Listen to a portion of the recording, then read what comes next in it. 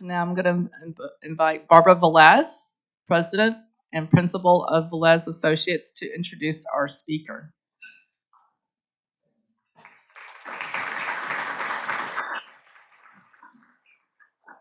My associates include my husband, who has the afternoon off today, and 2 cats. So when I'm introduced as a president, I want my husband to remember that. All right. So I'm here with great joy to introduce Barry Mandel. Most of you will recognize his name, I'm sure. He has developed nearly $1.5 billion of residential real estate in Milwaukee and its suburbs. Often credited with spearheading the rebirth of our downtown, he actually takes great joy in creating communities. He was named the Rotary Person of the Year in 2000, and we are very happy to have him with us today, and we applaud all those experiences. But here's a glimpse into the rather private Mr. Mandel, which of course makes him nervous. I told him that one of my joys in introducing people is to make them blush. So let's see if I could do that or not. Oh, it's working. Okay, good. Barry earned a degree in economics from the University of Wisconsin-Madison and a law degree from Georgetown University Law School in Washington, D.C. And while he lives in the jewel of the city's crown, Barry doesn't forget his modest beginnings from his childhood neighborhood of 53rd and Keefe. He is a competitive swimmer in the nation's Masters swimming program, excelling in the 50, 100, and 200 meter sprints, and is ranked in the top 10 nationwide in his age class. He started competitive swimming as an adult some years ago because he wanted to win the difference of $25,000 in a real estate transaction. In order to prepare for that competition, he spent well over $25,000 in coaching, but he did end up winning. So there you are. He loves to golf, and when he's in his top of his game, he plays with an 11 handicap. He loves fine wine and good food. He's a devoted husband and father to 2 adult daughters. He also has a splendid sense of humor and gets mine. He's a generous and honorable man. Barry and his wife Eileen have contributed to most of Milwaukee's nonprofits. Today, he's here to talk about a game-changing initiative that he devotes not only his time, his talent, and his treasure, because he fervently believes that I Have a Dream Foundation Milwaukee, as do I, could change the educational landscape for Milwaukee's underserved, low-income children and their families struggling in the grips of poverty in our city's most challenging neighborhoods. I am delighted to work alongside Barry in that initiative, and I ask you to please welcome my friend, Barry Mandel.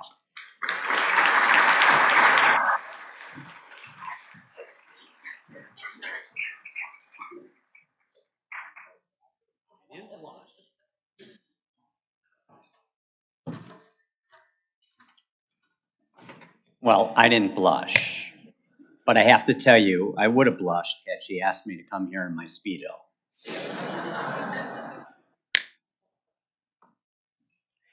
Thank you, Barbara. And thank you, Barbara, for being part of I Have a Dream Milwaukee. And I want to thank all of you for inviting me here today.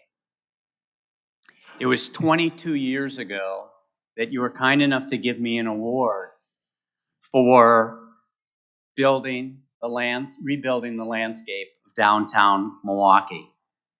I was 47 years old at that time. I think I wore the same bow tie 22 years ago. I was so honored by you that it inspired me to carry on. When I first started to develop in downtown Milwaukee, I think I had one person who believed in that. And that was me. Well, when I started this journey with I Have a Dream Milwaukee, there was one person who believed in it. It was me. Today we're going to talk about a possible transformative change in education and also fighting poverty.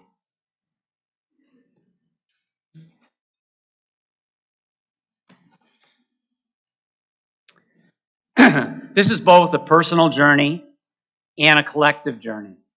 Today I'll introduce some of those people who have joined us on this journey. First, we're going to talk about why I joined as a member of the National Board of I Have a Dream. Second, why I thought I Had a Dream Milwaukee should sponsor another cohort in Milwaukee.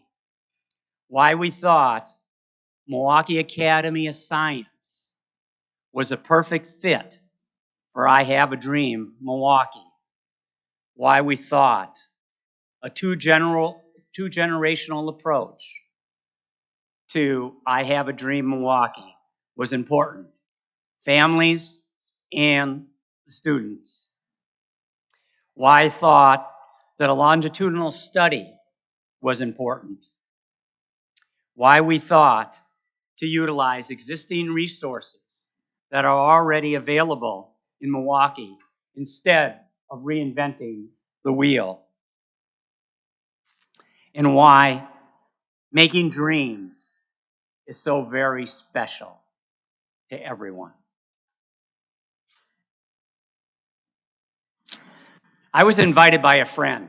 Somebody always catches you, sort of like a fish. His name was Ron Terwilliger. He was head of Trammell Crow Residential when I was part of the Trammell Crow Company from 1985 to 1991. He had interests in affordable housing, education, and poverty. Suffice it to say, his interest is so great that just one of his gifts is going to be a $100 million legacy gift to Habitat for Humanity.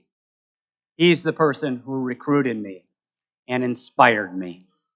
But then I got to know the story of Eugene Lang, who started the I Have a Dream program.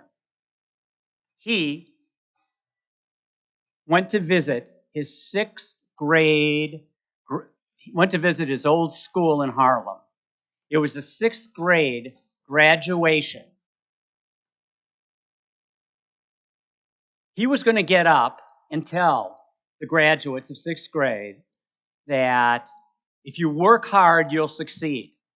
But somebody told him on the way up to the stage that only 25% of the kids in the class are going to graduate high school. There, on that moment, he changed his entire speech. And he said, you know what? If you graduate high school, I'll pay for your college education. That was an inspiring story. Not one that's unique now, but certainly an inspiring story.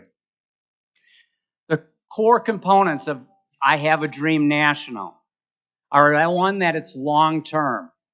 It starts in 1st grade. And once you're a dreamer, you are always a dreamer. It's individualized, not only for the student, but also it's grade appropriate. It has a community focus. It tells its students that they have an opportunity to contribute in the community. It's needs-based. It's for underprivileged people of low income. It's inclusive.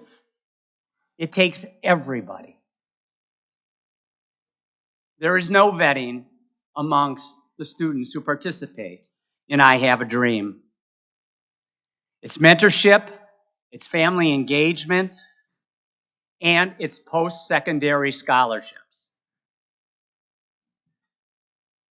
At least $10,000 per student that graduates high school. I Have a Dream has evolved over 41 years, started in 1981, as I said. It now has experience, it has best practices, it's built a great board, and 94% of the graduating classes, 94% of the students graduate high school. Well, I Have a Dream Milwaukee. Many of you probably don't know, but in 2008, it was started. In 2007, Tom Barrett came to that woman right over there, Margaret Henningsen. Oh, okay. Margaret, could you please stand? Come on.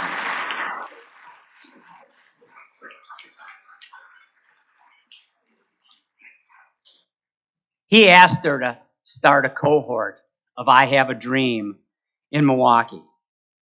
There were other financial supporters at the time.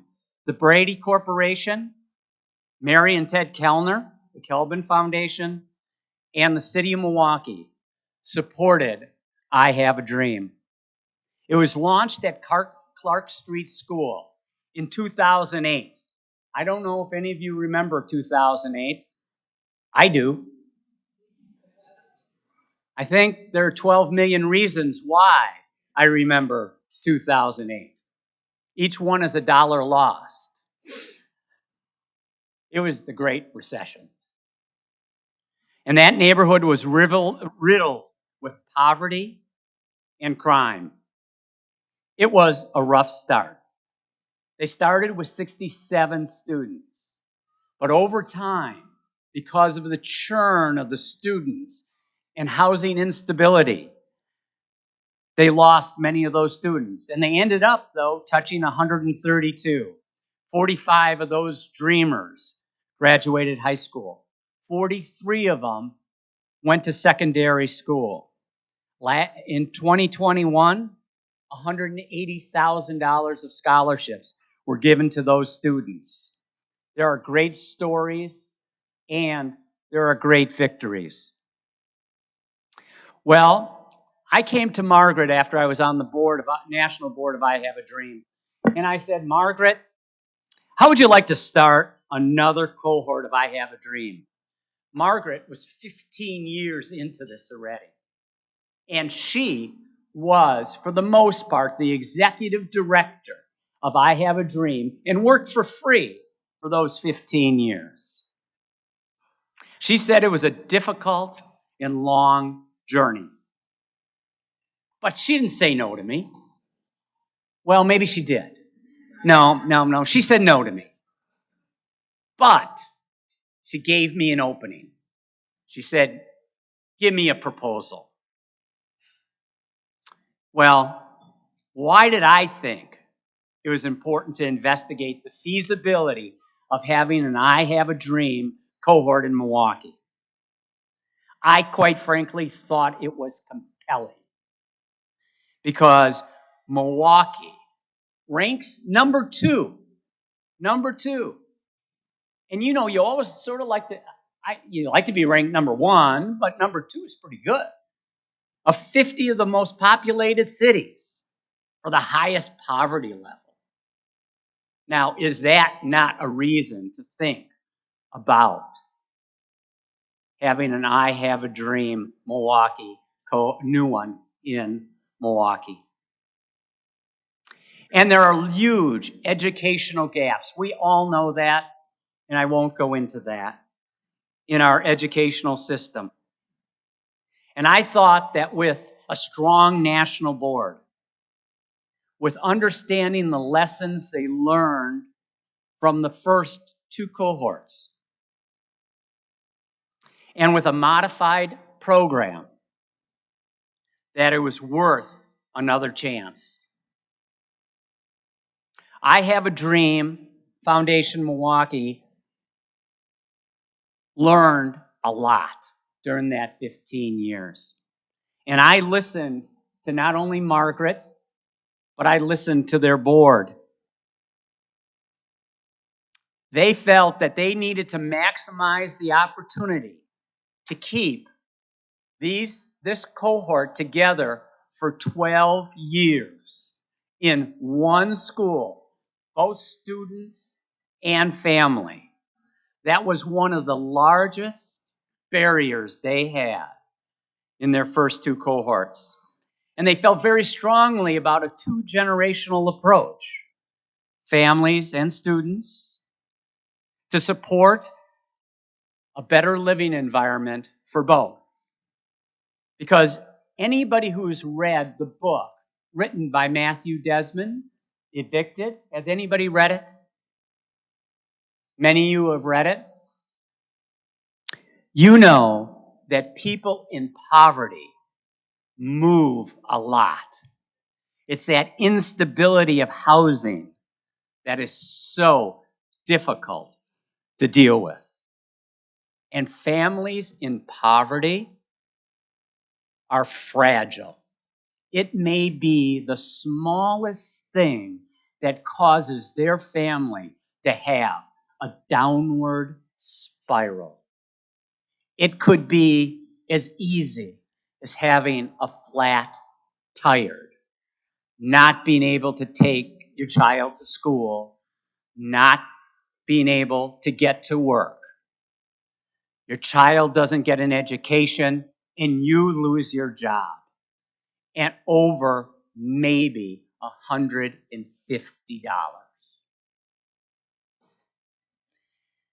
And then they learn something else.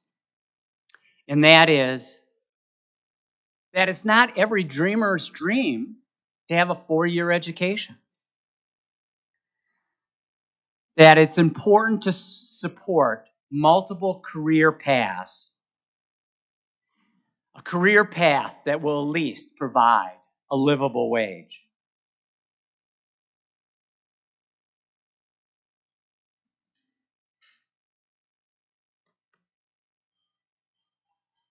Well, in order to conduct this feasibility on having another cohort and convincing Margaret, we had to find a place that would be very good for I Have a Dream to be embedded. With the lessons learned, I called so many people to talk about the schools, to talk about our lessons learned. And I will tell you that all roads led to the Milwaukee Academy of Science. Now, I was a 4-year Latin student, so I know that all roads lead to Rome. But in this case, they led to MAS. Well, I was interested in MAS because I learned a lot about it. I learned that T. Michael Bolger was the person who started it. He was a visionary.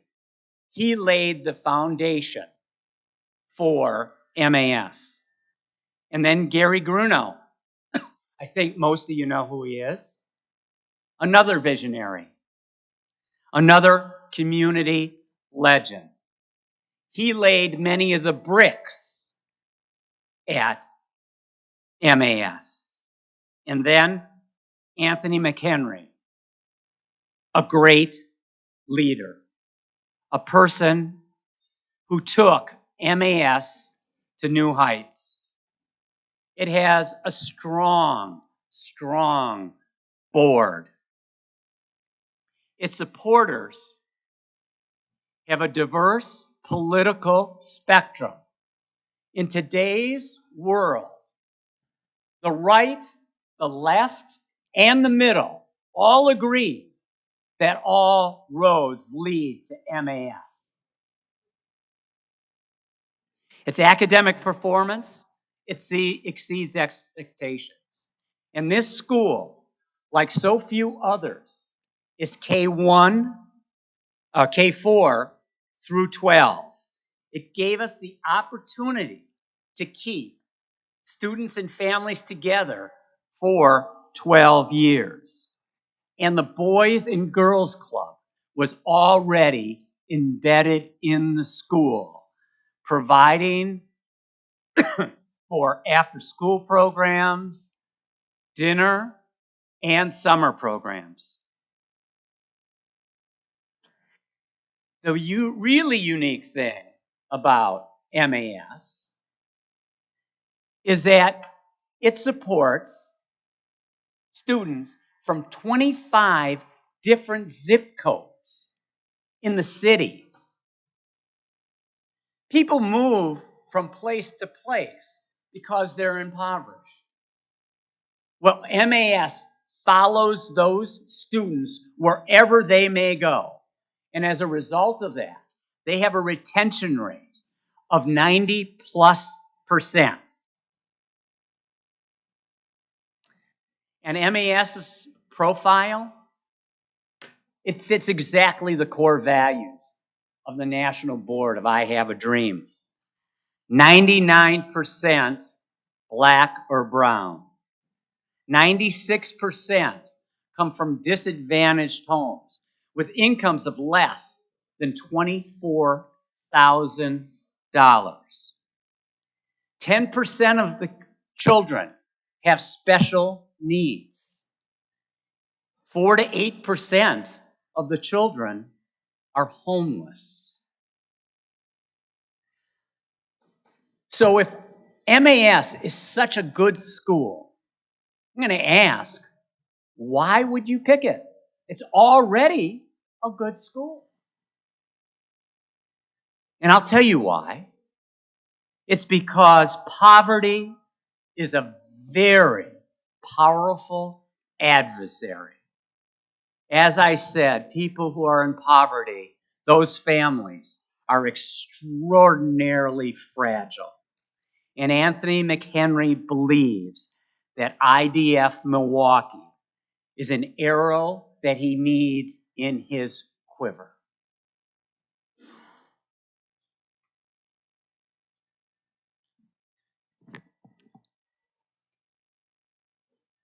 We decided on choosing I Have a Dream, Milwaukee, to house itself in MAS. And I use this term we because Margaret and the board of I Have a Dream Milwaukee said that I have proved my case, that they would decide to go ahead and sponsor another cohort in Milwaukee. We were then able to get the approval of the national board in,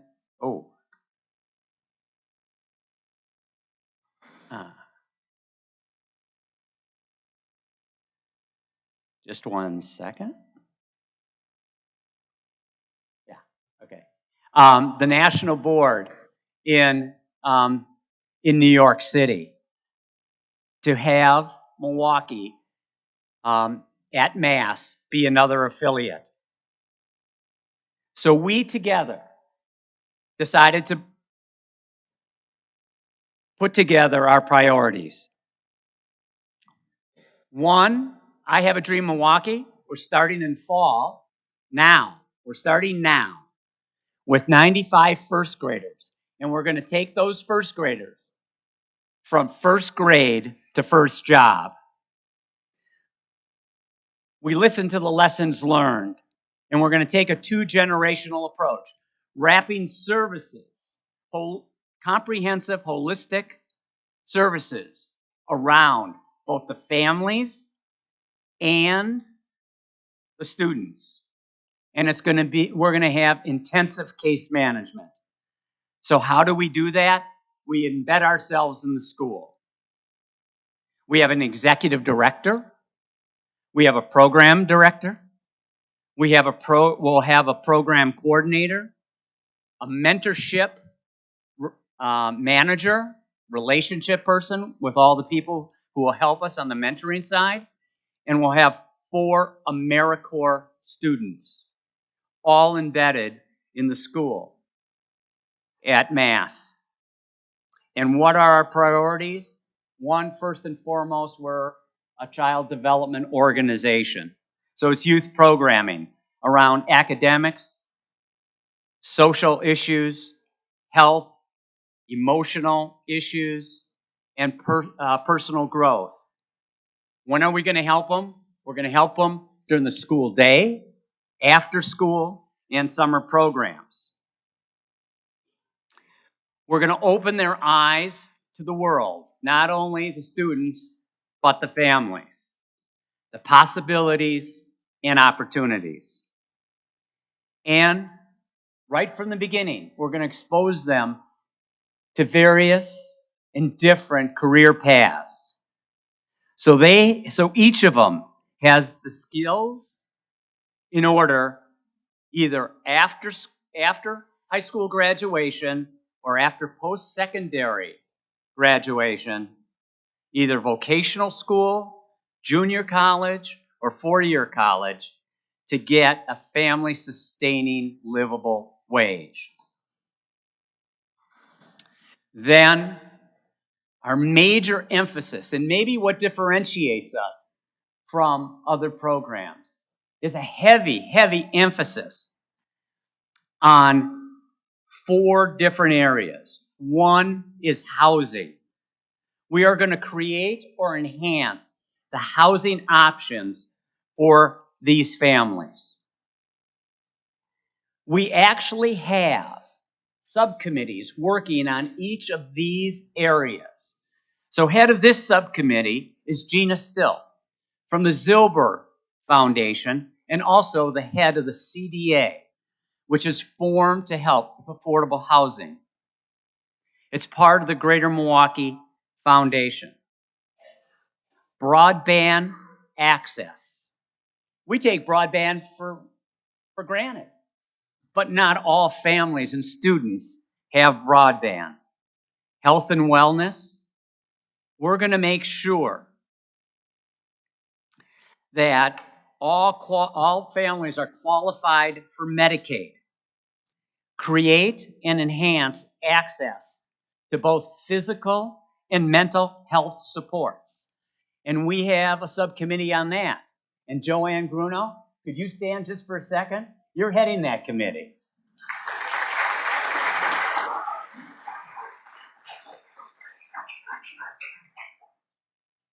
And then family education and workforce development. This is part of that 2-generational initiative. We want to be able to work with the parents or family members of these students to be able to go ahead and provide them the opportunity for training, for education, and for job placement. And Shaitania Brown, who's part of Employ Milwaukee, is chair of that subcommittee. And her sidekick in this is MATC, who wants to educate those parents, train those parents for a job, and provide them with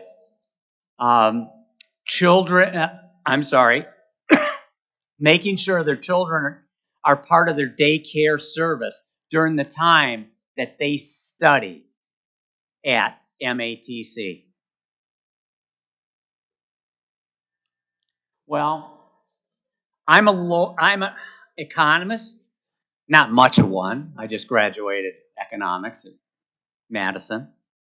I'm a lawyer, not much of one. I don't practice. I'm also a business person, a real estate developer. And somehow the combination of all those things, I think it's really, really important to be able to measure your results. Who would invest in something if you can't measure your results? So we're going to have a longitudinal study. Dr. Raymond was kind enough to introduce me to Dr. Igeti. Dr. Igeti has more titles than I don't know how he has time to do any of it. but he does. And he's devoted to this. And we are going to have a longitudinal study that's going to take a look at each and every component we have and figure out its contribution, both in academics, socially, health and wellness wise, just about every single aspect of our program, both with the students and the parents, are going to be measured. We think as a result of this, even though we're starting with 95 plus families and students, the spillover effects should be huge because of the longitudinal study. We're going to learn a lot from that study. And not only are we going to learn a lot, but we're going to have the opportunity then to replicate that for other schools, for other families, and for other students. All towards the goal of enriching and enhancing education and mitigating poverty. I think I said that it was a lonely start in this journey. Well, it's not lonely anymore because we have a lot of people, a lot of institutions that are supporting us. First, we have the I Have a Dream Foundation, the National Board. Second, the local academic institutions. And I want to tell you, not one hesitated. Each and every one. Marquette University, Dr. Lovell, Dr. Vicki Martin, Dr. Raymond, and Dr. Getty. At University of Wisconsin-Milwaukee, Dr. Monet. Each one I talked to individually. Each one gave me a quote, but I don't have enough time to quote them today. But each and every one of them are behind I Have a Dream Milwaukee. And we're going to use their resources, their institutional resources, to help make this successful. Talked to the mayor, and he said, you know what? This is my life. You're going to make a lot more Chevys. That's his nickname. And I said, well, maybe a lot more Cadillacs. No, I didn't. But he said, yes, you're going to make a lot more Chevys. And then David Crowley, head of our county, again, on board, enthusiastic. Boys and Girls Club of Greater Milwaukee, on board and working with us day to day. Milwaukee Housing Authority and Willie Hines, helping us with affordable housing. All the housing non-for-profits for people that we're going to serve. We're going to be serving people who are homeless to 40% of county median income, the poorest of the poor. They're ready to help us. Health and wellness non-for-profits across the city. Economic development and workforce development and nonprofits have joined us, and many foundations, businesses, and individuals.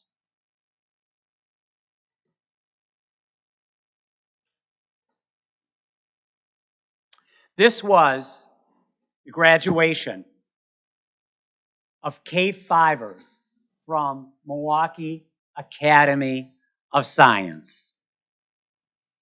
Sitting on his mom's lap is Nathaniel Logan.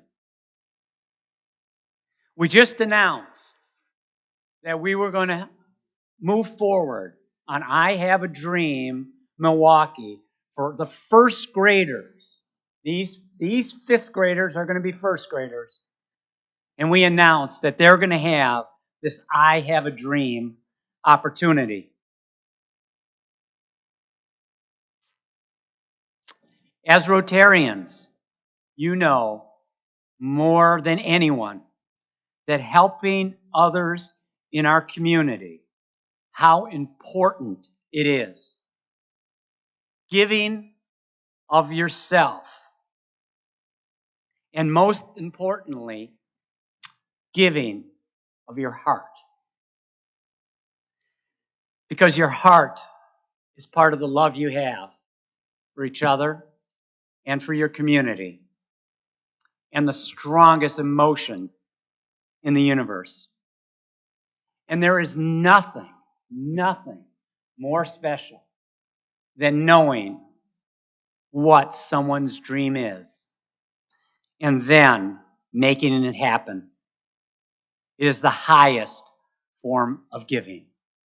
Thank you all very much.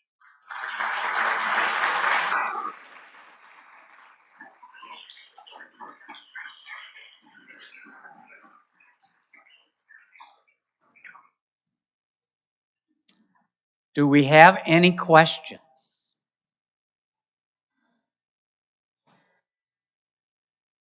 Yes, sure.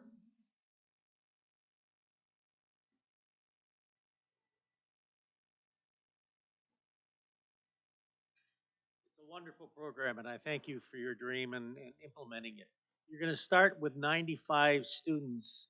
Are you going to replicate that next year with another 95 and continue to grow it, or what is the plan? The plan is to study it. There is no plan right now to go ahead and commit to another cohort. We plan to learn from it. I know it's 95, but as I suggested before, making a difference in 95 people's lives, making a difference in 95 families, that's unbelievable. And then the spillover effect, as we learn about this each and every year, and we see our successes, we are going to be able to bring many of these components to the rest of MAS and to other schools, families, and students. Thank you for your presentation, for a great program. Um, I've been working for a number of years with a few families in similar situations. And one of the things that I have found, and I'm wondering if there's a way you're going to incorporate this into the program, and I know Margaret, as a longtime banker, probably has much better ideas, is the importance of financial literacy. You know, sometimes it's hard to think, how do you save when you live paycheck to paycheck? But sometimes there's also, at least I've had with the experiences that I've had with some of the families, you know, you get a $1,000 check back at the end of the year, and so you decide to go on vacation when you still owe maybe something else. So incorporating it for the children, starting at the beginning, and I'm talking about hands-on, not just, you know, imaginative, but also for the parents. I think that that is really going to be also instrumental with housing and with, you know, avoiding poverty and all of these types of Well, things. let me answer that question and statement by saying a resounding yes. Financial literacy important not only to the students, but the family. You're right from day one. But there's something else we're also going to incorporate that I didn't talk about. I actually called Matthew Desmond and I asked him to take a look at our program. And I'm not suggesting at all that he's endorsing anything. But I did ask him to come to Milwaukee, and we're making arrangements for that to happen. But one of the things he said that we should add to our program is having a fund, much like MATC has, which is the FAST Fund. And that fund is a relatively small fund. Maybe it's $1,000 a student, $95,000. And to have that fund available for the small things that happen in their lives that perhaps we can help them avoid. It's the $100 to fix something.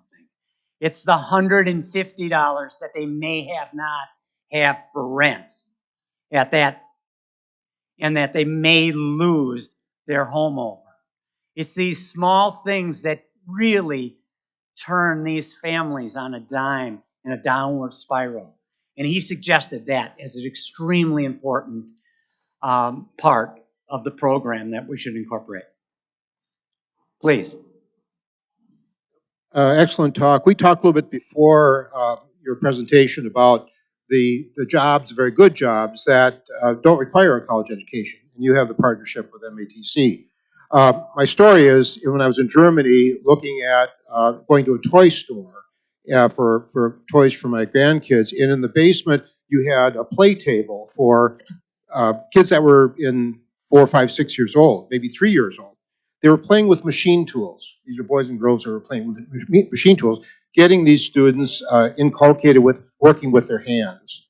So the question is, do you have any thoughts on how you give value to working with your hands, like construction or manufacturing, et cetera, that could lead to excellent jobs that may not require a college education, and how that might apply to your program? Well, there's nobody who's given more to people working with their hands than Eckhart Groman, who's here today. Eckhart, could you please stand? Come on.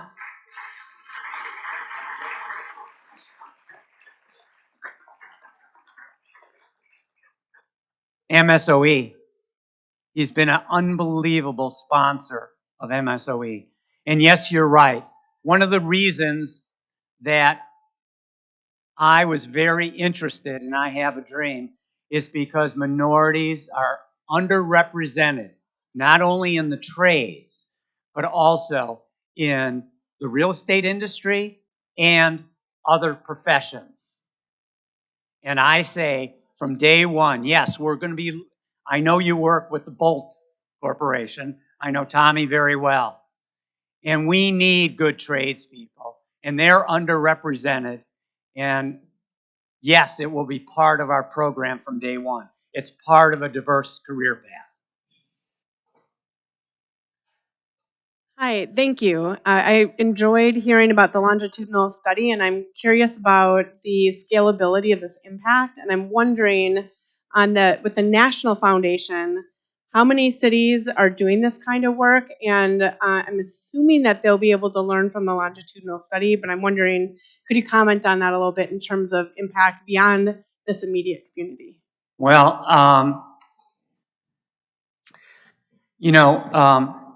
Ron Terwilliger picked me as a national board member. At the time, he was the chair for I Have a Dream. When he caught me, he didn't know if he caught Charlie the tuna or a $400,000 bluefin tuna. He still doesn't. But they're going to find out. They're going to find out because we are hosting the National Board Retreat for I Have a Dream nationally in Milwaukee, October 11th and 12th. We are the first cohort that's doing a longitudinal study of states of America, and quite frankly, they're international. They're also in New Zealand. So we are the first. I thought it was vitally important.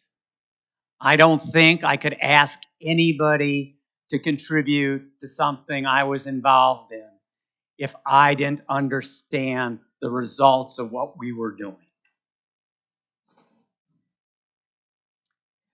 Any other questions?